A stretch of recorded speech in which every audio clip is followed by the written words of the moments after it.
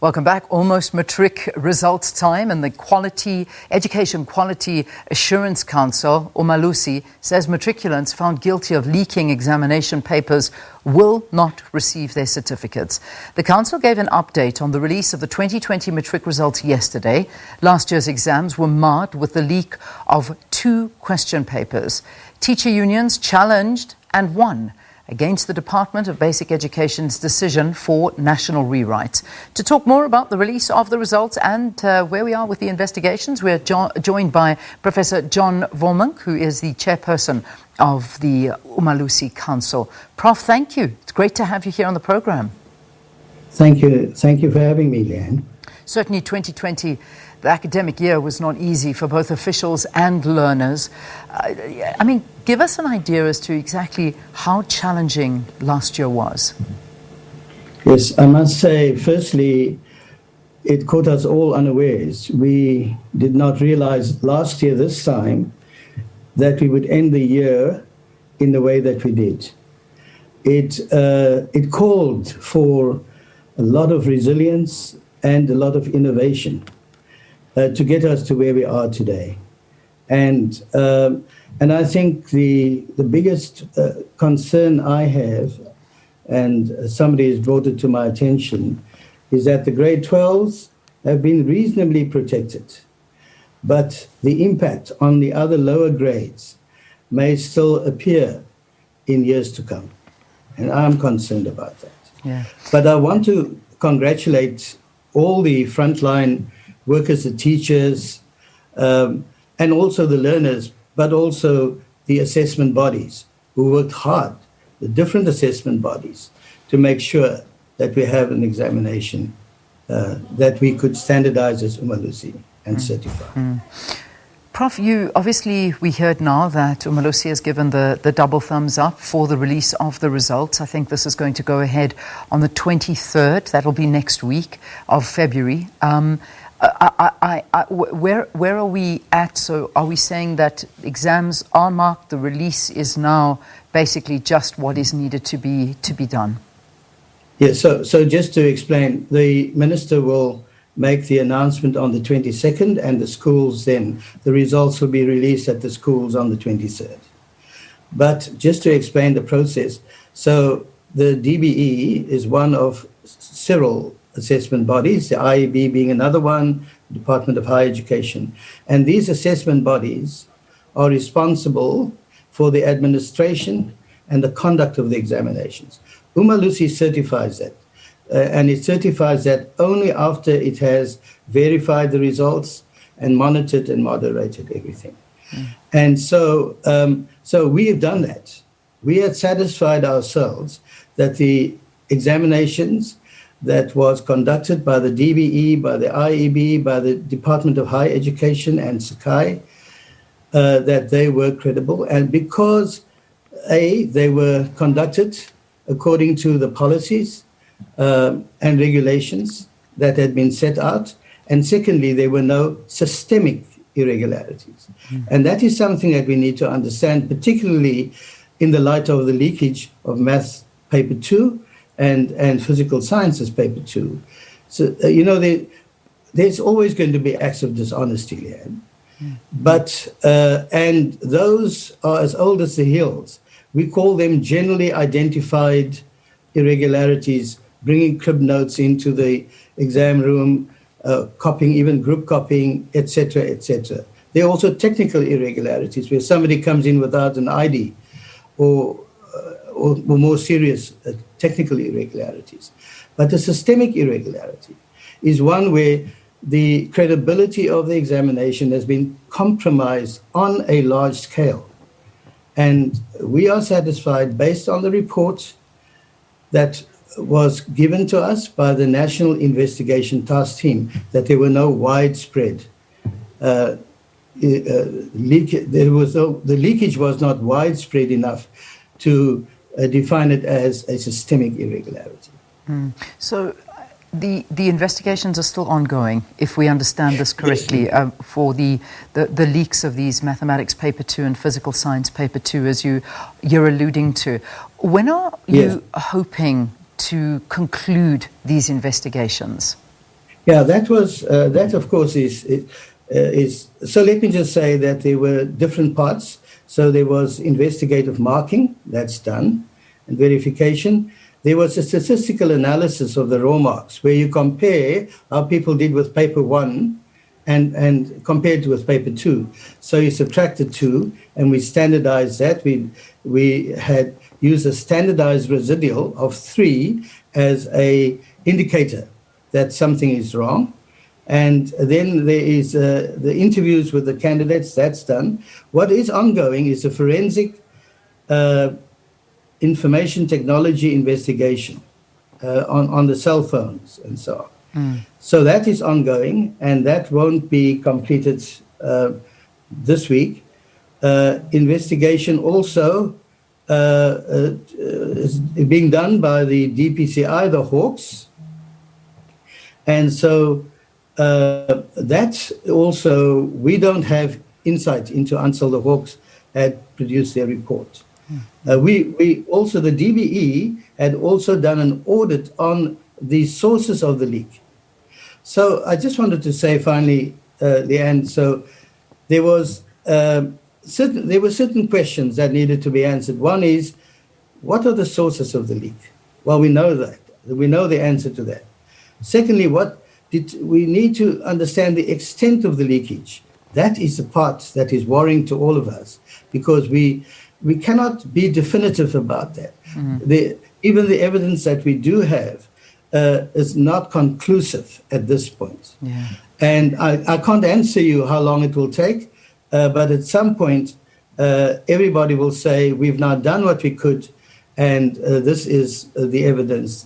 But at the moment, based on the available evidence, there's no reason for us to withhold the release of the results, because given the investigative marking, the statistical analysis, the interviews, and all the other things that we've done, there's no reason to believe at this point that the leakage was systemic. In other words, it was widespread. So what we understand and what has been said, you will be withholding the results and the certificates of those that are being investigated and those that have been found, I suppose, to have been in contravention at this point in time, but the rest of the results will be released. Is that the correct thing that we can read into this? Yes, it's with the condition that we have to accept that there were some people that were unwitting recipients of a paper. They woke up one morning and they're sitting on their WhatsApp as a paper. Now, if in addition, now that doesn't make them guilty, but they will be investigated, but the results will be released. But where there is evidence beyond just being a passive recipient, that the candidates benefited from the leaked paper. For example, if that statistical residual is greater than 3 that I said, that is not conclusive. The interviews are not conclusive, and the investigative marking is not conclusive, but put together, they make a strong case. And the investigation will probe into those learners. But we won't block people who, the only thing that we know is that the candidate was a recipient, and that's probably an unwitting recipient. Those results will be released. May I ask you how many students or how many learners have been fingered in this? I know that you're saying it's still under investigation. We still need to see how widespread this is. And, with WhatsApp messages spreading, many may have received it, but they perhaps did nothing with that, wrote the exam and, didn't use it. But for those that were definitely found that they had the paper, they were definitely a part of all of this, how many students are we talking about at this point in time? Well, at this point, Leanne, not many. We have, on the 30th of November, there were 195 mathematics learners and 60 physical science learners that were alleged to have had access to the question papers, or parts thereof, sometimes just 2 questions. But by the 5th of February, the numbers had increased, but only to 236 for mathematics and 62 for physical sciences. So the numbers at this point is relatively small, and that's why we say, based on available evidence, we will results. Will these learners be charged? Only if there is evidence. So the fact that they received a paper doesn't make them guilty. Particularly where there is a regulation that I think, let me just read this. It says, if the irregularity was not caused by the candidate's action and the candidate did not gain any advantage, the examination answer script must be marked and marks must be allocated as set out in the marking memorandum, and the results must be released. So that's a regulation. And Umalusi is bound by that regulation. All right. So those that were not known to have received the paper, but also clearly through other means, statistical corrective, the investigative marking, statistical analysis, that there are other pointers that they actually had benefited, those will be blocked until the investigation is complete. All right, fair enough. Are these actual learners aware of this, or will they get a bit of a surprise on the 23rd of February? I'm sorry about that, yes. Leanne, it pains me that we could not avoid that. But having decided not to rewrite, that was the logical conclusion, that some learners will end up with their results, but with a letter to say you are still under investigation. Wow. All right. So that will have to be, so they're going to have to wait to find out, and then, and they will only find that out next week.